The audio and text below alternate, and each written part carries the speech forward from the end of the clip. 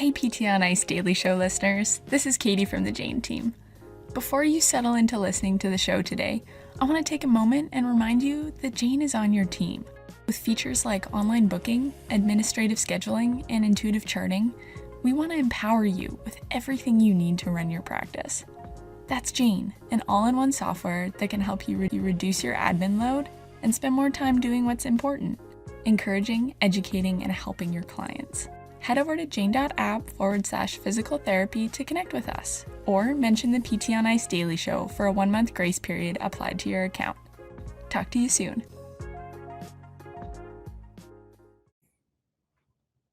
All right, YouTube, how we doing? Instagram, we are live. Good morning, y'all. Welcome to the PT on Ice Daily Show, brought to you by the Institute of Clinical Excellence. My name is Dustin Jones. I'm one of 2 lead faculty within the older adult division of ICE, and it is a Wednesday where we talk about all things older adults. Good morning, y'all. Everyone's rolling in here on Instagram, live on YouTube. Podcast listeners, hope you're doing well.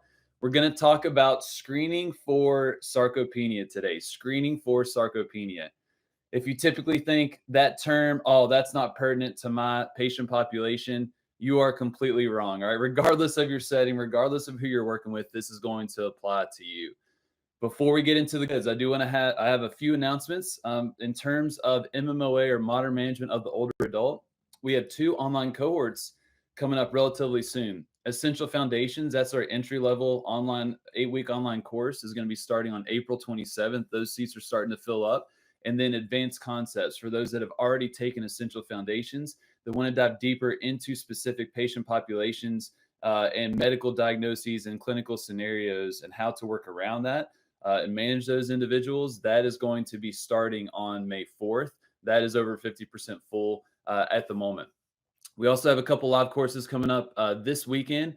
Myself and Jeff Musgrave are going to be around Indianapolis, Indiana, and then Christina Previtt's going to be out in Portland, Oregon. So going to be a jam-packed next few weeks for us in the MMOA division. All right, Kelly, good morning. How we doing? Okay, screening for sarcopenia. So a few weeks ago, I talked about the prevention of sarcopenia and some of the literature around what can we do to get ahead of sarcopenia. A lot of it is related to resistance training, right? No brainer there, but there's a lot we can do from the nutritional side of things and the influence of protein and protein intake. And we saw some pretty surprising numbers in terms of the recommendations, much more than what you would see if you went to, the federal recommendations for protein intake. So we talked about the prevention piece, but we also need to talk about the screening piece, or the identification of sarcopenia. This is a very big area, a big opportunity as well for everyone watching, listening to this podcast. Typically, when we hear sarcopenia, we almost think that, the primary care doc, the PCP, the family doc, the geriatrician, if they have that, is going to take care of that, right? But we see people so much more often, so much more frequently, that we have the tools available to be able to screen folks and ultimately influence their status of sarcopenia, which is huge. So let's go through some of these things that are available to you, and you're going to have some practical ones, regardless of your setting, that you're going to be able to use. First off, let's go back to the definition of sarcopenia. If you didn't listen to that episode a few weeks ago, sarcopenia is the loss of muscle mass and strength. And then nowadays, you're starting to hear the term function thrown onto that. It used to just be loss of muscle mass and strength, and now we're going to say function as well. The prevalence of this, reported prevalence, right, is roughly 10% in all men and women. It's not just older adults, right? We're starting to see folks younger and younger and younger, particularly individuals that may be obese or individuals that have some kind of chronic disease. These folks are getting labeled with sarcopenia at rather young ages. So it's not just an older adult issue. Now, why this is a big deal for you and you all is there's 2 reasons, right? And I mentioned this in the previous podcast. Every single one of you all are either working with older adults or future older adults. We call those older adults in training.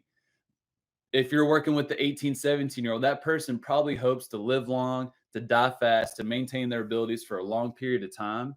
What you do now is going to influence that person. So you knowing about sarcopenia, caring about sarcopenia earlier on in their life and influencing them to avoid sarcopenia, you're doing them a huge service. The second big thing that I want you all to think about is that if you are able to screen for sarcopenia, you're able to triage how important a fitness forward approach is going to be for that particular person, right? Many of you are working, let's say, in outpatient orthopedics and that type of scenario where a lot of folks, they're coming to you because their back hurts, their shoulder hurts, their knee hurts. It's usually pain related, right? Versus like home health, SNF, acute care, it's more function related in terms of the reasons people go to PT.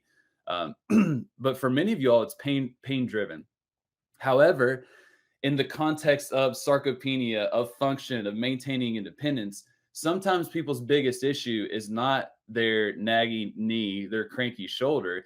It's their lack of strength. It's their lack of muscle mass, strength, and function. And if that's the case, we have to triage a fitness forward approach much higher on the list than otherwise if we were just to follow their symptoms, if you will. It can help triage how important that fitness forward approach is going to be. Now everyone needs this approach, right? A fitness forward approach, regardless of age, regardless of why they come to physical therapy. However, for some of your patients, it's going to be much more of an urgent situation, right? Betty, that just got discharged out of the hospital from pneumonia, likely needs it's more important for her to have a fitness forward approach than the relatively healthy young 25-year-old, right? Betty is going to benefit so much more in a shorter period of time. It's ultimately going to prevent her from maybe having a fall, having continued functional decline, and hopefully keeping her able to live in her home or wherever she is. Like, that has huge implications for that person's quality of life. It's a rather urgent situation for Betty. And if you can screen for sarcopenia and see, man, I need to get Betty as fit as possible. Betty, how fit will you let me get you? In the words of Jeff Moore. That is absolutely huge. And that needs to be on our radar. Absolutely huge. So let's go through some of these tools that y'all can use. I'm going to go through some that are more prevalent in the medical realm. So like primary care docs, that may work with a lot of older adults or geriatricians, kind of what they're using, because we can use some of these as well. And then our bread and butter that we'll save for the end. So one of the more common screens that you're going to see for sarcopenia is a self-report screen. So probably the most validated and adopted screening tool is the SARC-F, SARC-F. That stands for Strength, Assistance with Walking, Rising from a Chair, Climbing Stairs, and Falls. It's a questionnaire. And just like the title says, you're asking folks about these things. It has rather low sensitivity, pretty good specificity. So there's a lot of critique about this report, especially from the screening side of things. If it has low sensitivity, maybe not be the best screen available. That's why you're seeing more of these develop. But currently, this is a very popular one that you're probably going to see, especially with primary care docs and geriatricians. I'm going to read these questions, just 5 questions. But these are questions that I want you to think about. How can you build these into your examination process or even your intake paperwork?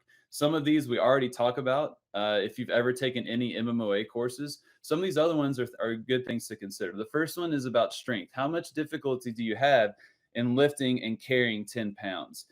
All these questions are ranked 0 to 2, 0 being none, 1 is some, and then 2 is a lot or unable. Number 2 is assistance in walking. How much difficulty do you have walking across a room?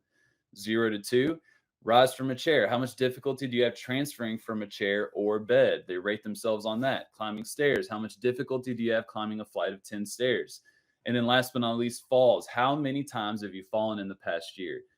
And if you work with older adults, if you've listened to this podcast, you know that is a huge question in and of itself in determining the risk of falling, right? If someone has fallen within the past year, that increases their risk of falling again dramatically.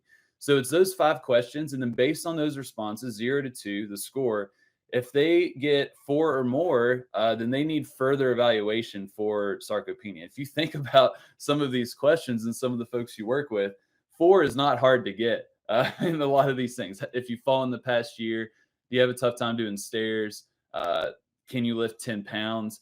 A lot of folks are scared to death of 10 pounds, right? Even though they could probably lift 50. So this self-report, you will find that a lot of folks will score 4 or more. But these questions, I think, are helpful to have in your back pocket when you're doing that examination, but also on that intake as well, because that's going to give you a good idea in their perception of their abilities and things that they may be struggling with. So SARC-F, that's a solid one. Other than those self-reported measures, then you start to get into looking at muscle mass in specific, right? Because sarcopenia is a loss of muscle mass, strength, and function. So in terms of muscle mass, you're going to see all kinds of options to do anthropometric measures, to use different diagnostic tools like MRIs and CT scans to get this objective number of muscle mass. That obviously is not as practical for us. The anthropometric measures we can definitely do, but when you start to dive into the research of this, you see a ton of variability in terms of these cutoff scores for sarcopenia, and especially based on your particular patient population demographic. You know, if someone is X years old and gender, and then a medical condition, like they're developing cutoffs for some of these anthropometric measures. It's a lot of numbers to try and remember. There's no great apps to track a lot of these things as well. And so clinically, you're not seeing anthropometric measures used as much. And the diagnostic tools can be rather expensive and timely, right? And we're not necessarily going to be using those. That's more in the medical realm is where you're going to see those types of things. If you identify someone that has sarcopenia, they'll dive deeper using some of those more expensive and timely tools to give someone a diagnosis of sarcopenia. You're also seeing combined measures that are going to look at different aspects. So one of the more popular ones is the ISHII test, where it's an equation where you factor in someone's age, their hand grip strength, and then their calf circumference. And based on that, you're going to be able to determine if someone likely has sarcopenia. So this one is really picking up steam, becoming more and more popular in the literature, to the point where a lot of folks are adopting this, especially in the medical realm, as opposed to just using the SARC-F, for example. Age, hand grip strength, and then calf circumference.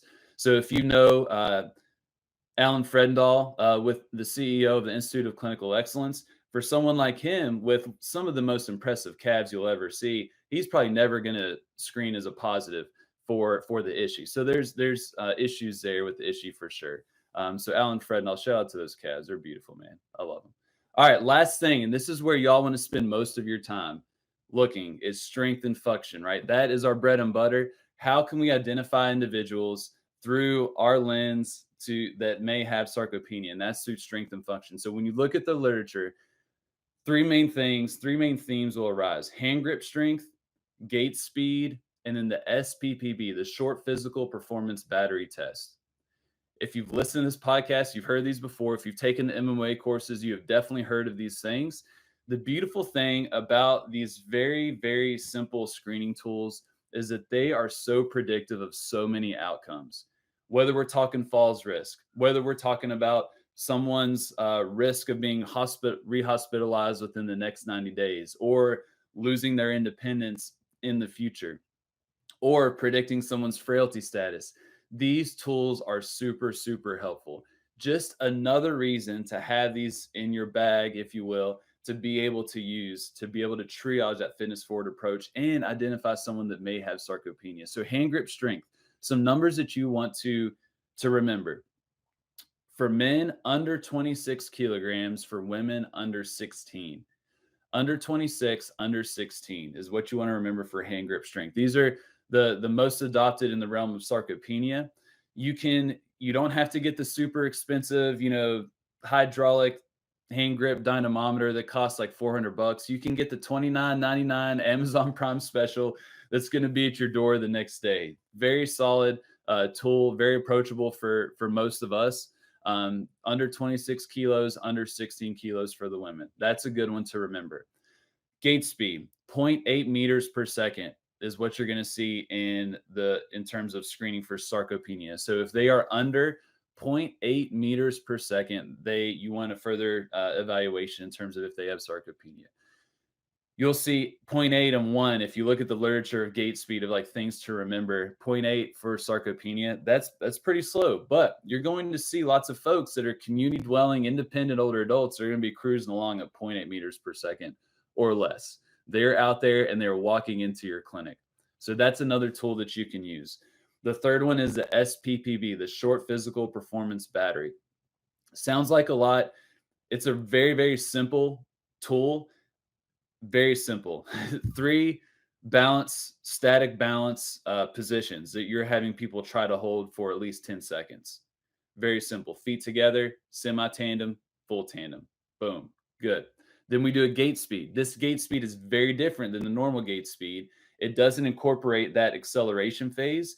You start the timer, hit go from the stop, and they'll ambulate 3 meters to 4 meters. So typically the SPPB gait speed is going to be, it's going to look slower than your traditional gait speed where you have that acceleration phase.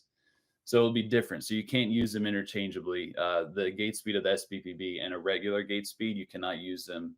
They're very different. So you have that. So balance, gait speed, and then you have the 5 times sit to stand test or the repeated chairs test. So you basically have them stand up, sit down 5 times. You stop the clock. You start the clock when you say go. You stop the clock once they arise on that 5th rep.